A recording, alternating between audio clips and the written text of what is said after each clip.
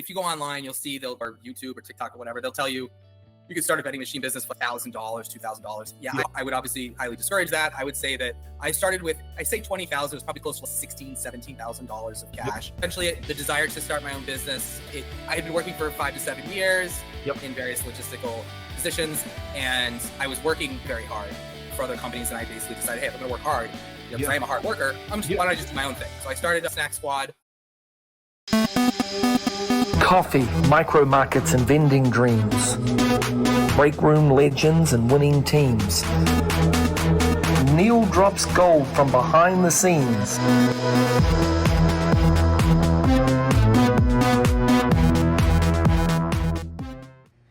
Hey guys, welcome to the Neil from New Zealand show, episode number 2. Woo! We are rocking and rolling.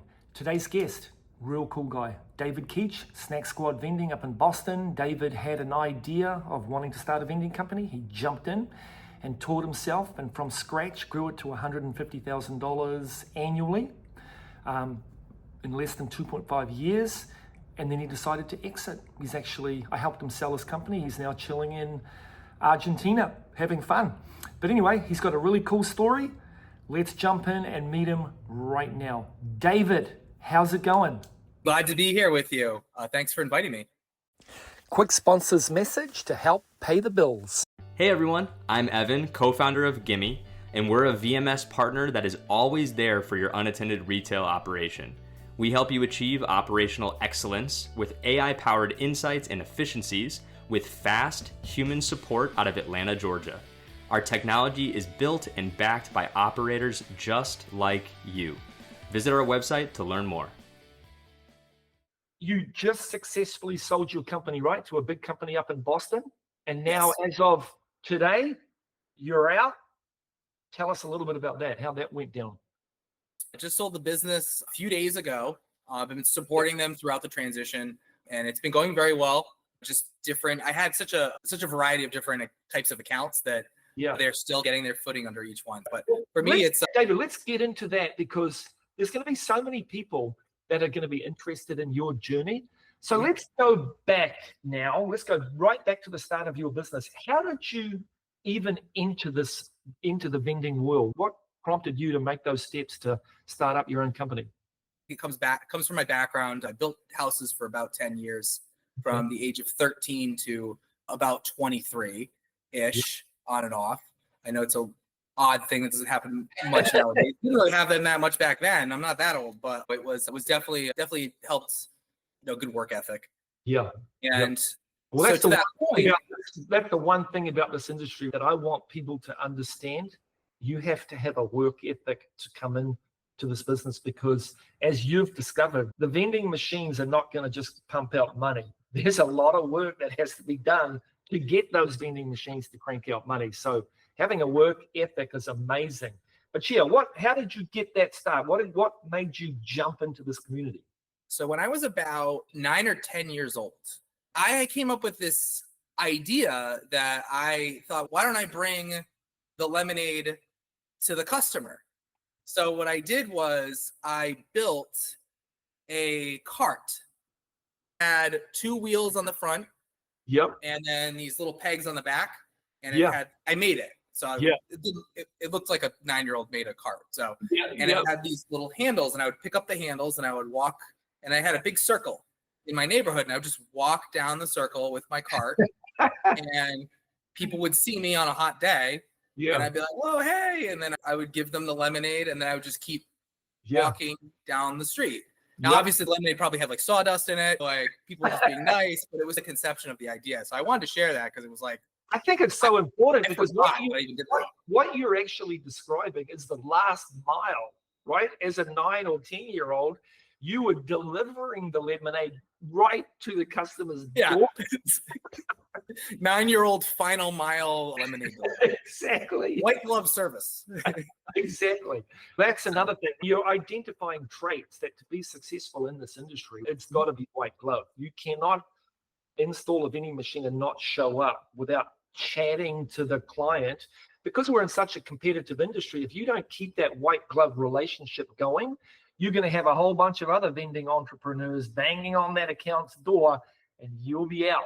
and that next person in with the white glove will take over. Yeah, and some of my biggest accounts, I've sniped them that way. Yeah. So yeah, into just the actual business. Yep. We can jump into that, of course. Yeah. Obviously, I know if you go online, you'll see or YouTube or TikTok or whatever, they'll tell you could start a vending machine business for $1,000, $2,000. Yeah, I would obviously highly discourage that. I would say that I started with, I say 20,000, it was probably close to $17,000 of cash capital, and I saved that up. Essentially, the desire to start my own business. I had been working for 5 to 7 years in various logistical positions, and I was working very hard for other companies. And I basically decided, hey, if I'm going to work hard, because I am a hard worker, why don't I just do my own thing? So I started Snack Squad. Did not actually have any accounts when I was still working at my last employer, and ended up they wanted me to relocate to another state, and I just said, you know what? I start a business and I can't run it in the other states. He ended up before you started Snack Squad, what sort of period of time were you thinking about opportunities, and then what honed it down into the vending opportunity? Yeah, so I looked at starting a store, like a convenience store. I looked at gyms. I did a little bit of research. Gyms was a little more expensive. The cheapest I could get, I'm not going to say the brand, but for $100,000, I could get a branded gym, but very high initial costs. And all these brick and mortar ideas, you're putting all your eggs in one basket. So what really was appealing to me about the vending machine business model was that you can spread those eggs into various different baskets, and you're not putting all your bet into one. That is so true. Exactly. If you make a store, you never know. Maybe nobody will come. Nobody will show up. It's too far out of the way or what have you. But with vending machines, if something's not working, you just take the machine and move it somewhere else. Yeah. All the very low overhead business, very scalable. So those kinds of things were very attractive to me. And I as we've been talking, I do have my master's degree in business. Businesses interest me for quite a while. So awesome. I saw the writing on the wall. I was like, this is actually something that I could dip my toe into, but also. Yeah, I love the reasoning. I love the rationale behind that, because everything you said is true, and you've got it backed up with the work ethic. So love that. All right. So now tell us about your first account. How did you land it? And then how did the installation go of that account? Yeah. So actually it was a rental. So I had 2 accounts technically before I actually did an installation and actually brought my own machines. And of course, if anyone's interested, highly recommend you should probably go to your local laundromats and see what's going on. This is how I got started. So I just got in a car, I printed up some business cards, and I just started driving around trying to figure this out. No idea what I was doing. I was just learning on the fly. This is my first business. And I ended up at a laundromat that was not attended. There was nobody on site. It was a Sega combo, a very old Sega combo. So the laundromat had a current vending machine. Yes. It was an older vending machine. And it was empty. It had 2 boxes of Cracker Jacks in it. So it was a small laundromat. I walked in, nobody was there. I decided, okay, I saw the machine. I saw it was distressed, as I like to call it. It's a distressed machine. There's nothing in it. Nobody's. So before I actually contacted the owner of the laundromat, I said, you know what? Let me see if I can get that box of Cracker Jacks that's in the machine before. I'm not going to call him if it doesn't work. So I put $1 in. It took about 15 to 20 tries for the $1 to actually go in, because the validator was clearly on its way out. And I was able to get the Cracker Jacks. So I called the owner of the laundromat and said, hey, I'd like to take over your vending machine and what have you. And I offered $45 a month.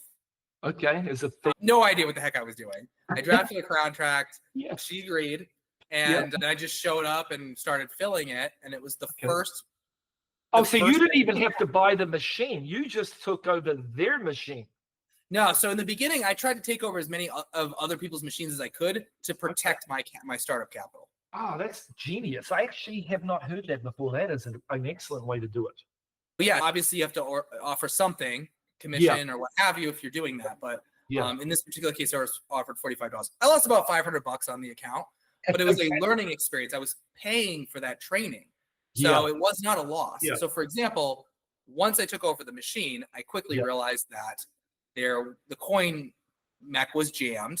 Yeah. So I opened it up. I got my hands in there, and I cleared the jam. Then I found out the coin mech was broken. Okay. So then I called up, I forget the company, but I got myself, I ordered a coin mech delivered to me, and I put a brand new coin mech in, and then the machine started working. As well as a Sega combo would work. And so you figured it out real quickly that you could just unplug the coin mech, take out a couple of screws, pull it out, put a new one in. Pretty much, yeah. Yeah. Started learning the tricks of the trade too at the time. You don't have to screw those screws in on the back of the coin mech if you don't want to. Yeah. A bit of a risky move, but okay. But yeah, so I lost. So the one thing that I love here is I love your attitude, right? You're literally learning from the school of hard knocks. You're just getting in there and getting after it, and then learning as you go quickly, because it's not rocket science to be in the vending industry. You figure stuff out really quickly because you're repeating the same thing every time.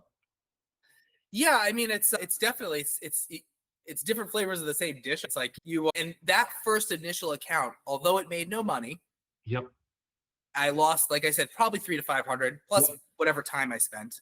But it got my hands in a machine. It got me, and it made it real. So the important thing was because I had about I think what I was just doing. So I was doing cold call. I was just walking in. So I had business cards. I'd say probably for every 100 business cards that I handed out, probably one person would be interested, and that would generate a lead, and then I would have to try and work that lead. Wow, once I got brochures, then it got a little bit better.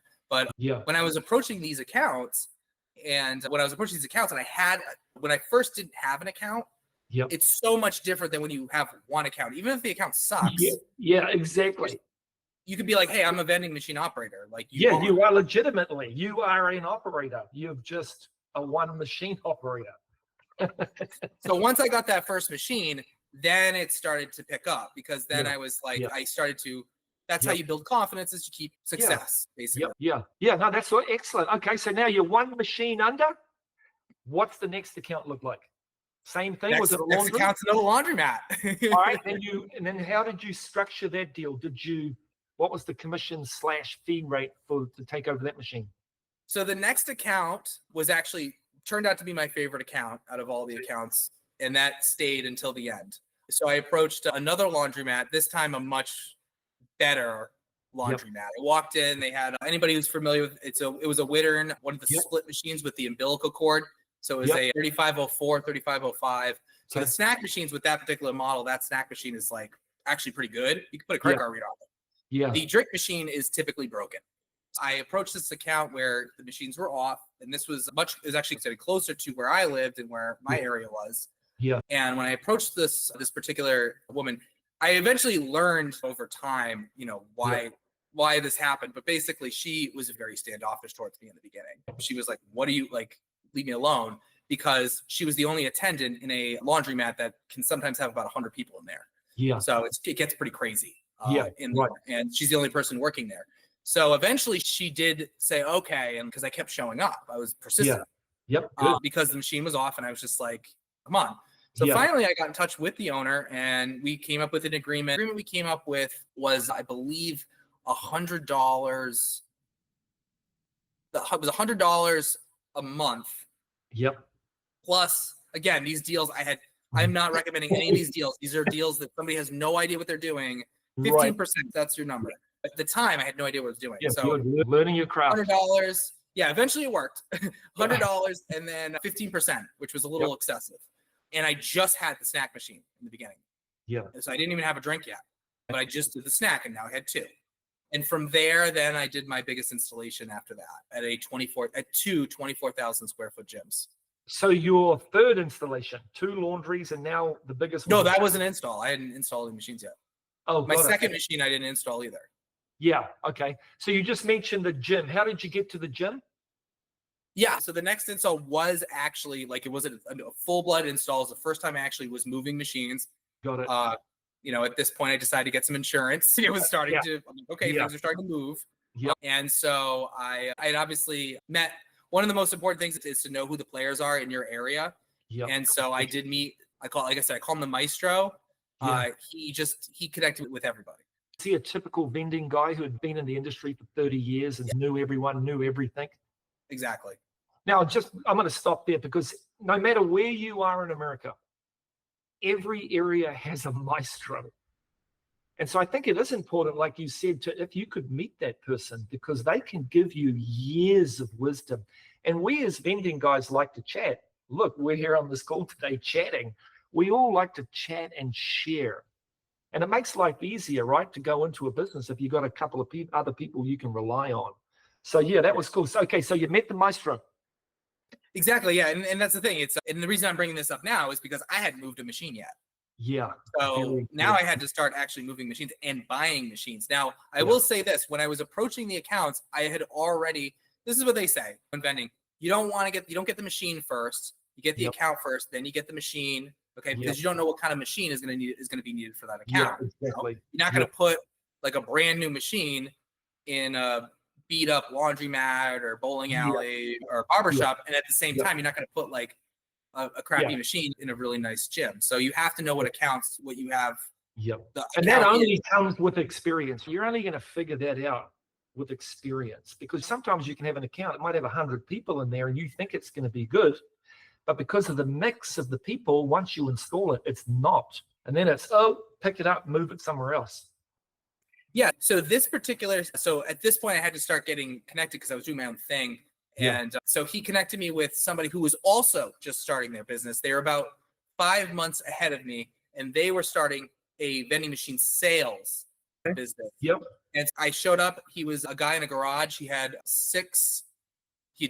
basically just started. He had 6 123A automatic product snack shop machines. Yep. And those are actually older machines, but it's kind of like one of those, they don't make them like they used to scenarios. Yeah. So what he would do is it would have the double spirals. They were metal, very good quality machine, snack machine.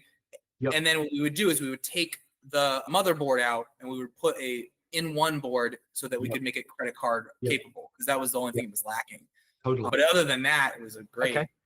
Okay. And so he had 6 of those, and this is what he was all in. This is what he was doing. I ended up buying about 4 out of the 6 of those. So what I did initially is start immediately. I took my startup capital and started giving it to basically, okay, I need to beef you up now.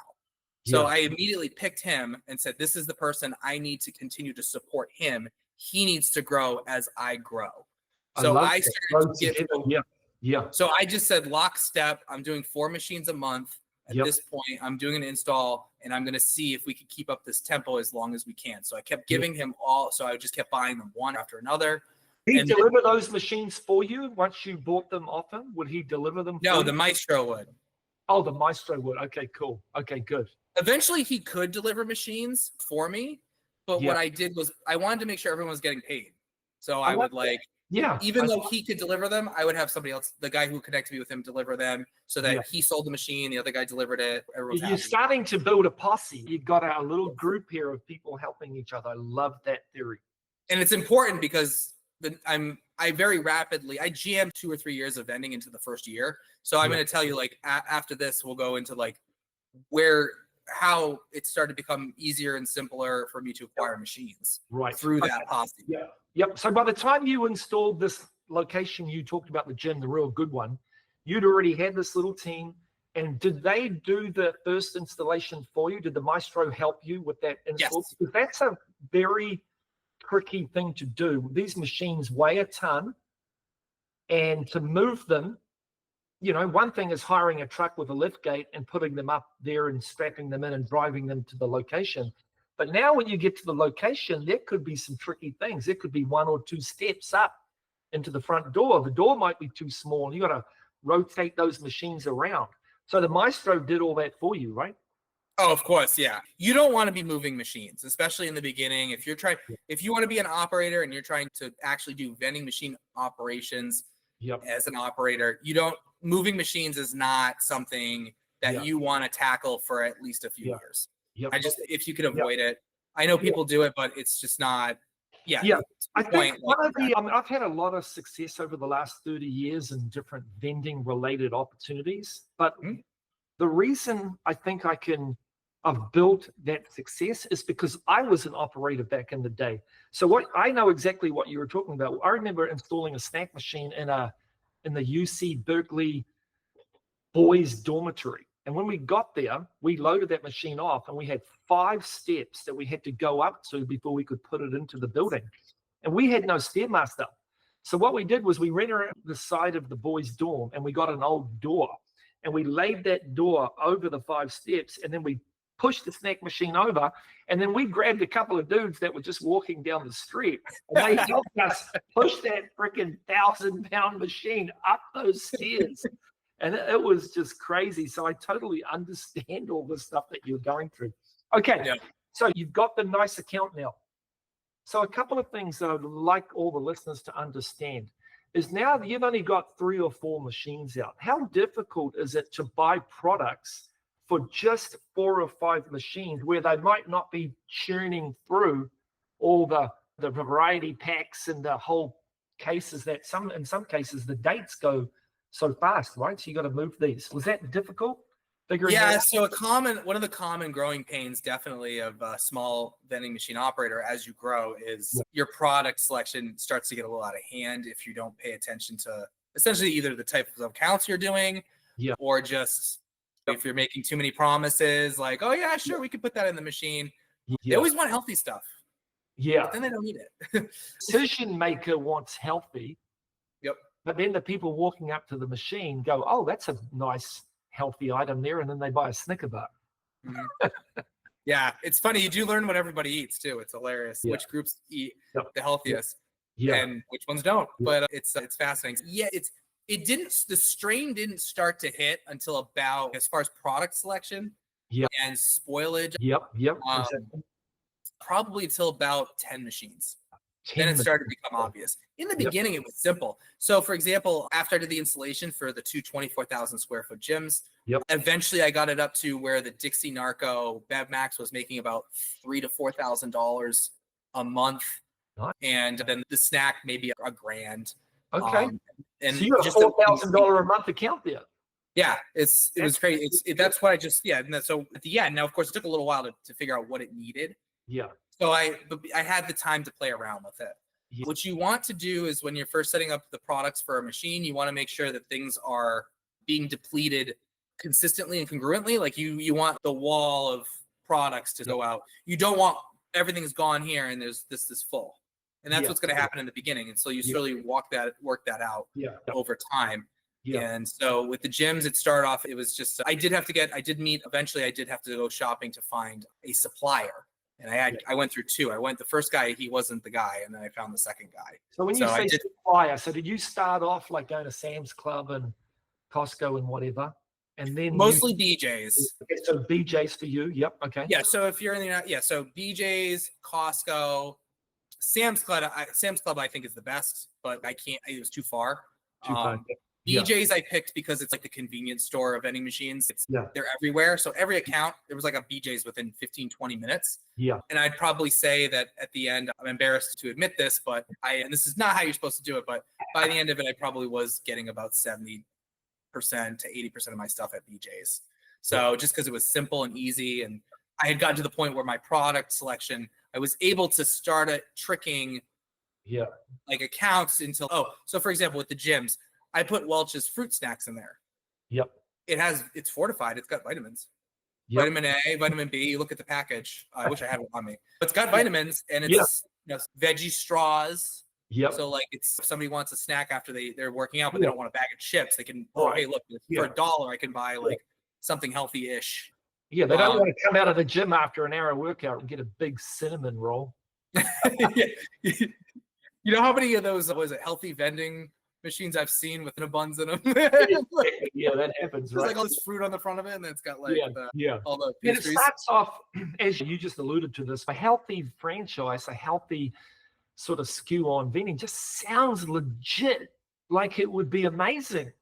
Because everywhere you go, not just vending machines, you can go to C-stores, and the lineup of products in this convenience store is 99% the same. Chips, sodas, candy bars. A kind of a vending company targeted healthy sounds good. But at the end of the day, like you said earlier, they don't buy it.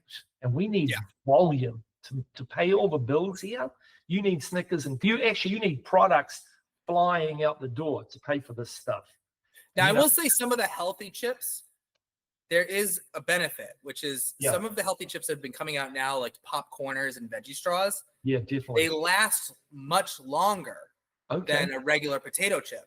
So if you do have an account that's slow, I would start to fill selections with that, and they would still eat it, but slower. But they're eating the chips slow anyway. So and then I can leave that product in there for like much longer, and it'll make the machine look. If the machine starts to get depleted, if you have a few selections that just don't move very fast, it's actually not the worst thing sometimes because then it doesn't make them. It makes the account happier. But as far as product selection, I was going to say, so BJ's generally speaking covered most of it. My two biggest obstacles, which you will come across if you start a vending machine. First of all, where are you getting your pastries?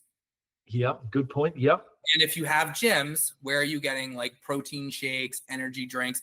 Prime Hydration was like if anybody knows the Prime Hydration Logan Paul thing, I was the guy going into Target into the back, looking in the back saying, hey, has the Prime showed up yet? I know people may not remember those days, but you could not get that drink. And I had accounts that required it.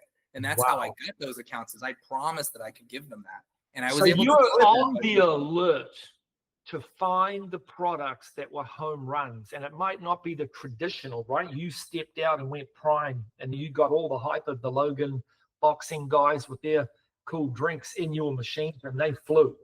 Wow. Yeah, and I could do all that under 10 machines. Yeah, under 10 machines, you've got plenty of time to find whatever you need to find. But once you start to scale even higher and higher, you have to start reducing that product selection. So prior to getting your supplier, let's just stop there and look at that, because I remember that I would spend hours trying to find deals on products.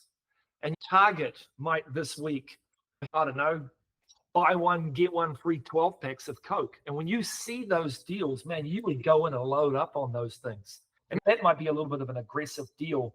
But I remember one day that Office Depot did an online deal where they were almost giving away for you to buy more pencils, pens, and paper. But as a vending company, all I did was buy the frickin' soda. So I would get the Office Depot truck showing up at my house, dropping off 150 cases of soda, no pencils. Yeah. One of my biggest challenges was I didn't really have warehouse space. So where are you operating out of? Good point. My vehicle. I see everything you're buying and delivering it right to the machines out of your vehicle. It's not how you're supposed to do it, but yes, that's no. Now, one of the things that you have made me laugh so hard over the last couple of months was this vehicle thing. So we're going to get back to that in a minute. All right. So you found out you were having difficulties running around. You needed pastries. You needed some of these other things, and you were at BJ's. When did you move to the supplier, and who was it? What type of company? So I mostly did BJ's up until the end. However, in my area, you can find them. You have to look. But there are areas. Restaurant Depot would probably be like a move in that direction. But there's places that are even better than that in my area. I don't know if it's really helpful for me to list them because it's. No, I'd love for you, because every area has those situations. They might be called something different, but basically they specialize in vending related products, right? Pastries. So obviously I did ask around. Eventually I did acquire a mentor, and so he helped me with, these are the pastry guys. So he actually is the one that told me where I used to call them the cake bosses. And so they were my pastry guys. I go in there, cash and carry, and I would just take out, get my pastries. But right next to them, they did have a place called Yellow Glow that had, it was like Restaurant Depot. Restaurant Depot is when you start moving towards more of wholesale. BJ's is not really, they're good it's for the general public, so it just I never really got that's where you want to get to that point where you're looking for those deals in warehousing and keeping product. I was really, my first year was all about machines. My first year, as many machines as I can get. So 4 machines a month. I was able to keep that pace up for about 7 months. And so I got, maybe it was 6 months. It was crazy. Yeah, it was about 6 months. Going for it, I was man. able to get up to maybe 5 months. I don't know. I did it for a while, and so I was able to get. And it didn't matter if I was renting the machine or buying it. So every month I had this requirement for machines, and so it didn't matter where they went, and I was just placing machines everywhere. So until the end of the year, as many machines. The second year was about how much revenue can I generate. So now I'm trying to get as much revenue, and then of course this third year. Obviously, I was selling, but the plan was to start reducing costs. And so how long have you been in the business from when you started to when you just sold 2 days ago? 2.5 years, roughly. Oh, wow, this is good. I didn't realize it was that quick. Yep. All right, so this is good. So just real quick, what supplier did you pick ultimately? Who was your, like, at the end, when you really knew what you were doing, who was your supplier? BJ's. Oh, it was BJ's. Okay, good. Yeah, I never really grew away from that. I'm trying to remember the one that's local though. Because I had a lot, I think it was Star, TriStar. Vistar. Okay. Vistar is a wonderful national supplier. They normally would deliver, but across the country, and I think about 10 to 12 locations, they've got cash and carries. So where smaller vendors can come in and buy. And then they've got all the specific products you need for our industry. So you're rolling now. You know what type of locations that can do well. You know how to buy the equipment. You know how to install it. When you sold, how many accounts did you have at the end? As far as accounts, about 20. 20, and then how many machines, roughly? 30, 32-ish. Okay, and now 32 was enough to sustain you, to pay the bills, to have some leftover money and live. Yes. I actually, during the sale, it became clear that my prices were a bit too low. Yep. So I probably could have gotten more out of it. Yeah. But it was tough. It's inflation's been crazy. I didn't expect. I'm like, really? I'm raising everything another 25 cents. So it was really just hard to keep pace with it. I just didn't know. Gosh, with the COVID and all the different things that have been happening, vendors all across America are getting their prices bumped all the time. So to try to keep the machines going, it's almost impossible. So you actually start losing margin, right? You keep the machine, and then you don't want to upset the account. To then they go out looking and they find some other entrepreneur who are willing to undercut you to get the account. Yeah, so it wasn't like a lavish lifestyle, but yes, I was able to support. I could live in an apartment like with roommates and stuff. Yeah. If you could, it was after about a year and a half. Yeah, it was like it took a little while for everything to start. It was like a wall of revenue showing up. So now you came up to a situation where you felt, and this is the conversation that you and I have had, and I just absolutely loved it. But there came a point in time when you were like, gosh, in order for me to become very successful in this industry, now based on what I've done over the last 2.5 years, to get to where I would like to be as an entrepreneur and being able to afford to buy homes and all that, the work ethic and the time and money that you need to invest to get to that level, you made a decision that, man, I think it might be time for me to go in a different direction. Is that kind of how it all came down? I grew probably a little bit over, I'd say a decent amount over what was a comfortable amount to grow to with the amount of, with my capital tools and what I have equipment, not with the machines, but just warehouse, vehicles. But I burned through 3 vehicles. I do have one. Left. Let's talk about that. Yeah. And I know this to be true because I bought my first truck, cost $7,500. I drove it 2 hours down from Sacramento down to Pleasanton, and on the way blew the transmission, $2,800. I didn't even have enough money to buy the truck in the first place, let alone pay for the $2,800 transmission. So tell us about your car journey. You told me you blew a couple of engines. And when I first started the business, I had a 2003 Honda CR-V second gen. Everyone knows the car. They're still on the road. It was a manual. So it was a 5-speed manual. That's what I started with. I ended up using that for a while, but after a few months, I had to get another car because I ran into the ground because I was simultaneously, and this is a good pairing, I was simultaneously running in the beginning, when you only have 3, 4, 5 vending machines, you got some time. Yeah. So I also was doing Uber, DoorDash, and Grubhub and delivery apps. Oh so my vehicles were accruing about 1,000 miles a week because I was working 80 to 100 hours. Gosh, I was going to say that.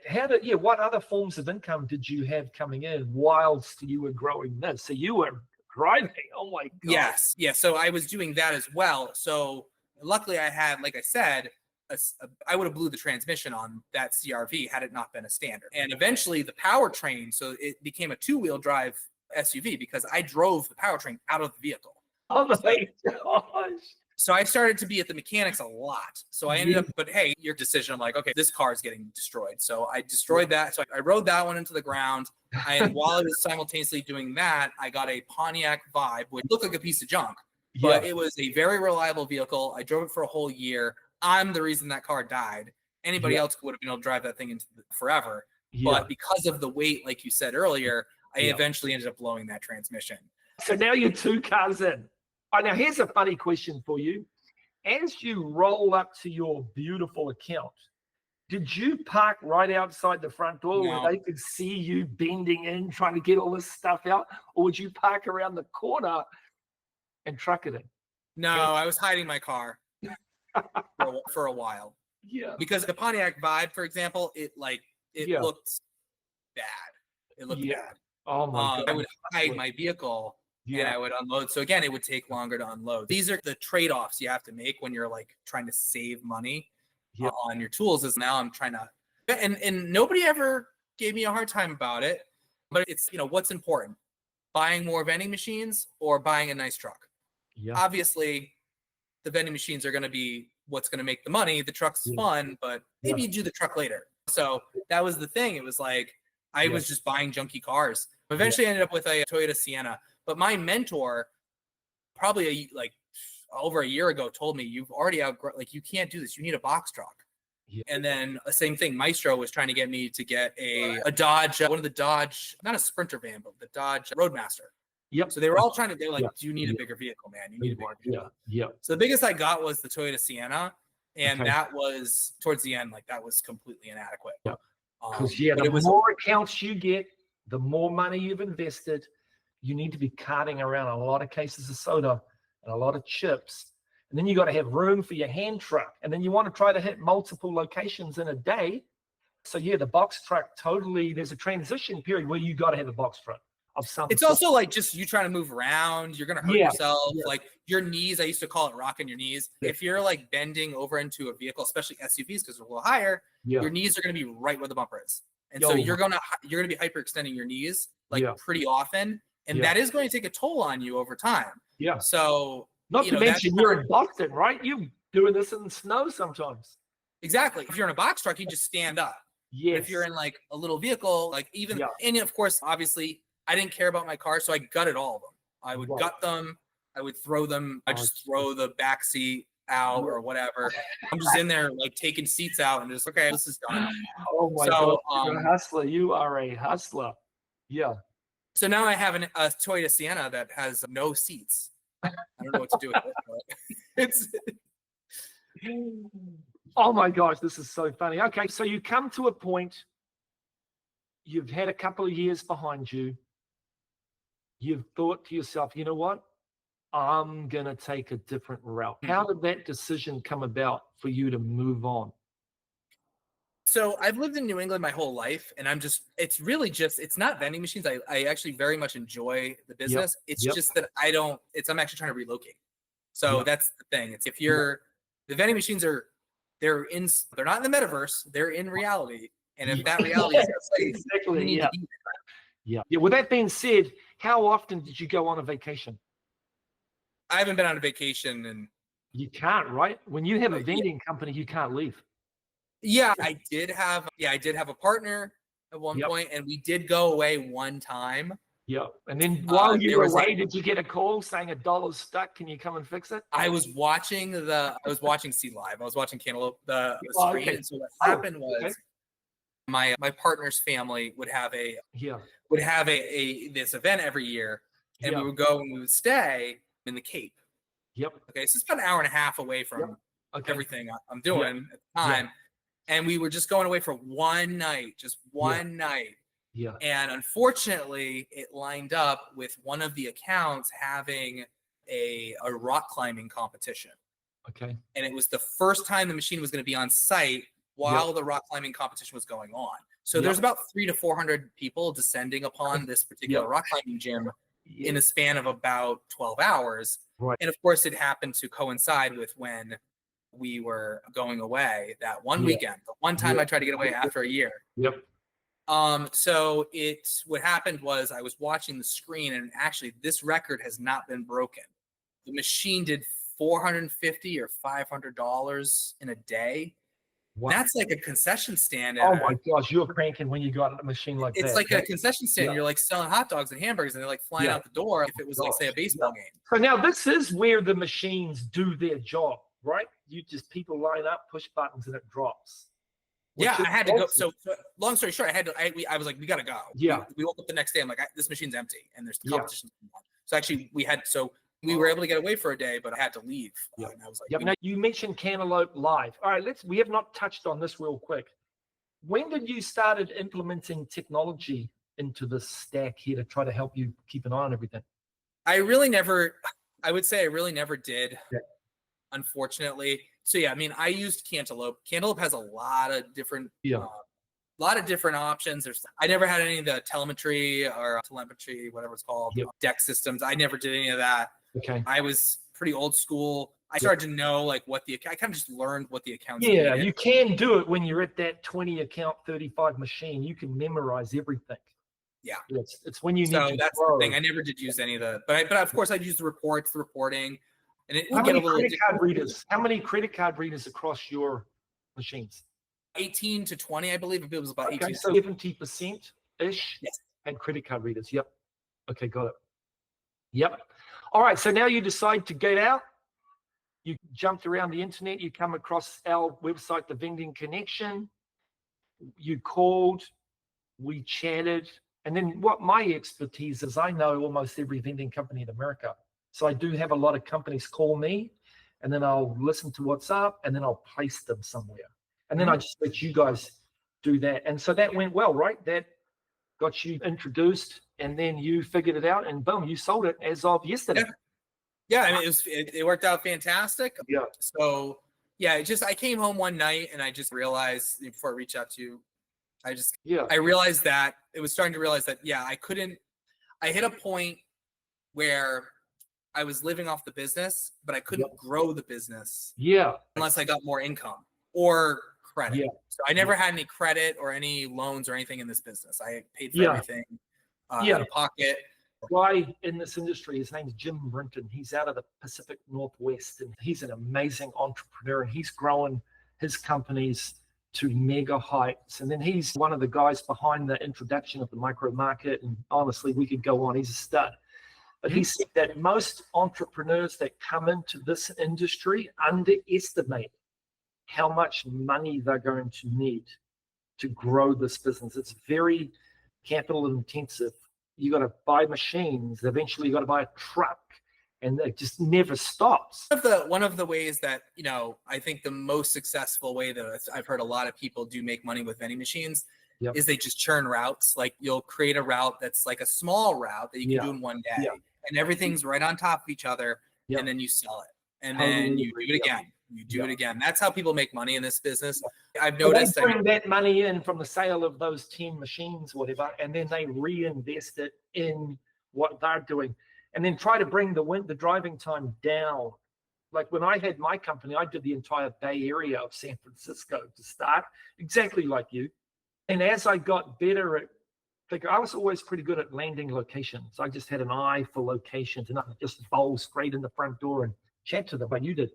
But eventually over time, I started selling off little chunks, 30 grand here, 10, 15 grand here. And then by the time I finished, I had a route that was only in my town I lived in, Pleasanton, and it was about 5 miles wide.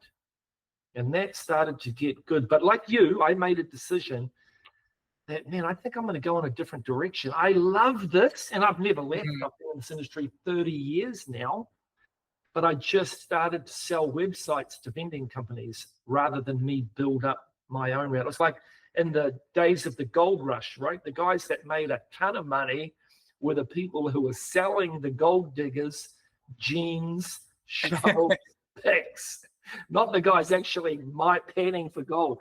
So, hey, what is next for you? What are you going to do? And first of all, I want to give you credit. This is an exit. You, in 2.5 years, you grew a company from scratch to now it's pretty decent, right? You're out. You can now go on to your next thing. And what is it? What's the next plan? I'm going to travel a little bit. That's my plan. I haven't really done any of that. Yeah. Yep. And I am also working on a little bit of a side, just like a sort of a side consulting thing. Yep. Or there is somebody who I do know that is starting to get into vending. Yep. And I am now supporting them in a advising consulting. Are you saying that you are now the maestro? No, definitely not. No. I'll tell you what, funny story with what we just chatted about. This industry is full of maestros. All across America, people have got addicted to this industry and they've become the maestro. And they can just look at an account and know that they can make money off that account. They'll either do it themselves or they'll get it, install a machine and flick it off real quick. And then on the flip side of this industry, a lot of the big players who went to the next levels and built multi-million-dollar vending companies, they're all getting out right now.